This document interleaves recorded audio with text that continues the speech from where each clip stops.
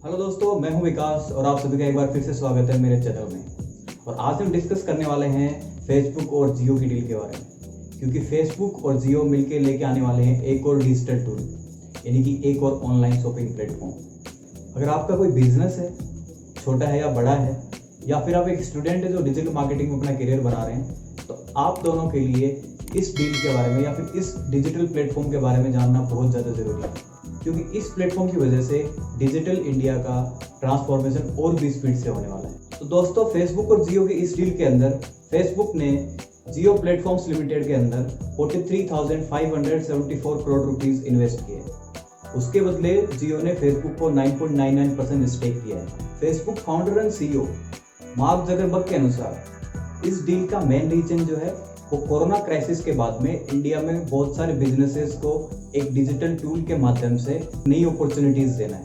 ये दोनों मिलके एक डिजिटल टूल बनाने वाले हैं या फिर एक ऑनलाइन शॉपिंग प्लेटफॉर्म बनाने वाले हैं, जिसके ऊपर ये छोटे छोटे बिजनेसेस या फिर मीडियम साइज के बिजनेसेस को जोड़ेंगे और वो कस्टमर के लिए अपने प्रोडक्ट्स वहाँ पे लिस्ट कर पाएंगे। इस डिजिटल प्लेटफॉर्म के द्वारा इंडिया में लगभग 60 मिलियन छोटे छोटे बिजनेसेस को सहारा मिलने वाला है, जिसकी वजह से बहुत सारे लोगों को जॉब मिलती है।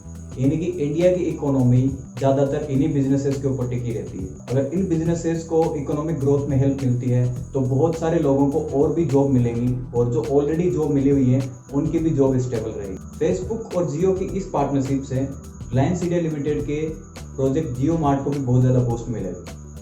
जियो मार्ट जो कि RIL ने छोटे छोटे बिजनेसेस को जोड़ने के लिए बनाया था।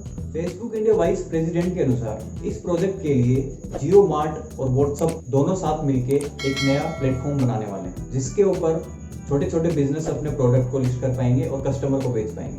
कस्टमर भी मोबाइल के द्वारा इनके ऊपर अपने प्रोडक्ट परचेज कर सकते हैं और बिजनेसेस के साथ में इंटरेक्ट कर सकते हैं। आप में से कई लोग सोच रहे होंगे कि फेसबुक और जियो दोनों एक साथ क्यों आई, यानी कि फेसबुक भी टेक्नोलॉजी के मामले में सबसे बड़ी कंपनी है सोशल मीडिया की, तो वो भी अपने अकेले दम पे एक नई कंपनी लेके आ सकती थी इंडिया में। वहीं जियो भी इंडिया में अपना अच्छा स्ट्रॉन्ग होल्ड रखती है और वो भी अपने दम पे एक नई कंपनी लेके आ सकती है। लेकिन इन दोनों के एक साथ आने के कई सारे रीजंस हैं। जैसे कि फेसबुक के खुद के प्लेटफॉर्म व्हाट्सएप पे इंडिया में लगभग 400 मिलियन एक्टिव यूजर्स हैं, वहीं जियो के इंडिया में लगभग 388 मिलियन एक्टिव यूजर्स हैं। यानी कि अगर दोनों एक साथ मिलके आते हैं तो इन दोनों का यूजर बेस भी ज़्यादा हो जाता है और ये काफ़ी सारे छोटे छोटे बिजनेसेस को एक साथ कनेक्ट कर सकते हैं यूजर्स के साथ में। वहीं दूसरा रीजन ये है कि फेसबुक टेक्नोलॉजी के मामले में बहुत बड़ी कंपनी है, तो जियो को इसका बेनिफिट मिलेगा कि वो फेसबुक की टेक्नोलॉजी का यूज कर सकता है। अगला ये है कि फेसबुक काफ़ी टाइम से इंडिया में एक पेमेंट ऐप लॉन्च करने की सोच रहा है, लेकिन उसको परमिशन नहीं मिल पा रही, इस वजह से वो लॉन्च नहीं कर पा रहा। तो जब वो जियो के साथ में पार्टनरशिप कर लेगा तो उसका एक लोकल पार्टनर यहाँ पे हो जाएगा और उसको इजीली परमिशन मिल जाएगी, और उस पेमेंट ऐप का यूज करके जियो और फेसबुक अपने जो आने वाले जो ई-कॉमर्स प्लेटफॉर्म है उसके ऊपर वो उसका यूज कर पाएंगे। तो ये वो रीजंस है जिनकी वजह से दोनों बड़ी कंपनी एक साथ आई और इंडिया में बहुत सारे ऑलमोस्ट 60 मिलियन बिजनेसेस को, छोटे छोटे बिजनेसेस को एक डिजिटल प्लेटफॉर्म प्रोवाइड करने वाली हैं, जिनकी वजह से कोरोना के बाद में उनको इकोनॉमिक ग्रोथ के लिए एक सहारा मिलने वाला है और इंडिया में डिजिटल ट्रांसफॉर्मेशन की स्पीड और भी तेजी से बढ़ने वाली है। ये बात तो हम सभी लोग जानते हैं कि ई-कॉमर्स की डिमांड कितनी तेजी से बढ़ रही है।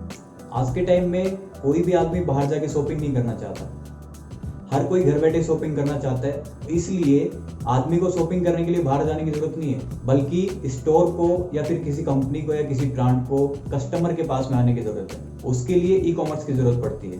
अब जब फेसबुक और जियो एक नया प्लेटफॉर्म लेके आएंगे तो छोटे छोटे जितने भी बिजनेस हैं, जितने भी स्टोर ओनर्स हैं या फिर जितने भी किराना के स्टोर्स हैं, वो सारे के सारे हर एक कस्टमर तक अपनी पहुंच बना सकते हैं। जब ज़्यादा से ज़्यादा कस्टमर ऑनलाइन जुड़ेंगे, ज़्यादा से ज़्यादा बिजनेस ऑनलाइन जुड़ेंगे, तो इसमें कस्टमर का भी बेनिफिट होगा और स्टोर वालों का भी बेनिफिट होगा। तो ये दोनों के लिए विन विन सिचुएशन है।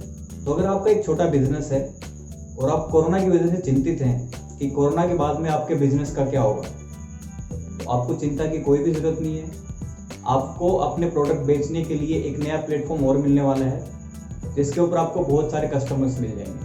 वहीं अगर आप कस्टमर हैं तो आपको शॉपिंग के लिए एक नया प्लेटफॉर्म और मिल जाएगा, जहाँ पे आपको बहुत सारे स्टोर्स और बहुत सारे प्रोडक्ट्स वहाँ पे आपको मिल जाएंगे। हालांकि फेसबुक और जियो ने अभी तक ये क्लियर नहीं किया है कि वो स्टार्टिंग में कौन से प्रोडक्ट और सर्विस की लिस्टिंग उस प्लेटफॉर्म के ऊपर करेंगे।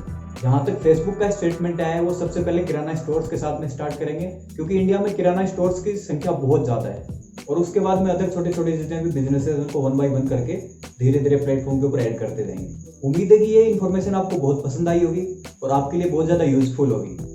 अगर आपको वीडियो पसंद आया हो तो वीडियो को लाइक कीजिए, कमेंट कीजिए और शेयर कीजिए, और साथ ही मेरे चैनल से जुड़े रहने के लिए चैनल को सब्सक्राइब कीजिए और बेल आइकन को प्रेस कीजिए ताकि आगे आने वाली वीडियोस की इन्फॉर्मेशन आपको तुरंत मिल जाए। मैं डिजिटल मार्केटिंग से रिलेटेड वीडियोस बनाता रहता हूँ। छोटे बिजनेस हो या मीडियम साइज के बिजनेस हो, उनको ग्रोथ के लिए डिजिटल मार्केटिंग कैसे यूज़ करना चाहिए उसके ऊपर मैं वीडियोस बनाता रहता हूँ। इसलिए अगर आपका कोई बिजनेस है जिसमें आप डिजिटल मार्केटिंग यूज़ करना चाहते हैं या फिर डिजिटल मार्केटिंग के बारे में आपको नहीं पता है कि वो कैसे आपके बिजनेस के लिए हेल्पफुल हो सकती है, तो आप मेरे चैनल से जुड़े रहिए। मैं आपको टिप्स देता रहूँगा कि आप अपने बिजनेस में तेज़ी से ग्रोथ करने के लिए डिजिटल मार्केटिंग को कैसे यूज़ करें। साथ ही मेरे फेसबुक पेज और इंस्टाग्राम पेज को फॉलो कीजिए। जय हिंद।